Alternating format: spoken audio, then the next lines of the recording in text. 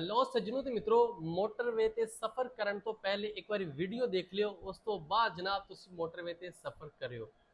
Motorway ते जनाब M tag जिहड़ा कि बहुत ज़्यादा पहले कंपेन भी चली कि हर वो गड्डी ते एम टैग लाजमी लवा लो।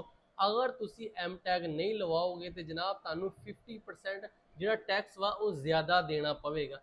टैक्स किस तरह ज़्यादा देना पवेगा जनाब, जिद्दां असीं हुण ला लैने जी असीं इत्थों जाने इस्लामाबाद ਤੇ ਇਸਲਾਮਾਬਾਦ ਦਾ ਜਨਾਬ ਕੋਈ ਟੈਕਸ ਹੈਗਾ ਜਿਹੜਾ ਟੂਲ ਪਲਾਜ਼ਾ ਜਿਹਨੂੰ ਅਸੀਂ ਕਹਿੰਦੇ ਆ ਉਹ ਹੈਗਾ ਕੋਈ 1050 ਰੁਪਏ ਨਾਰਮਲ ਰੇਟ, ਜਿਹੜਾ ਕਿ ਅਸੀਂ ਸਾਡਾ ਐਮ ਟੈਗ ਦੇ ਵਿੱਚ ਬੈਲੈਂਸ ਹੋਏਗਾ ਤੇ 1050 ਰੁਪਏ ਕਟਿਆ ਜਾਏਗਾ।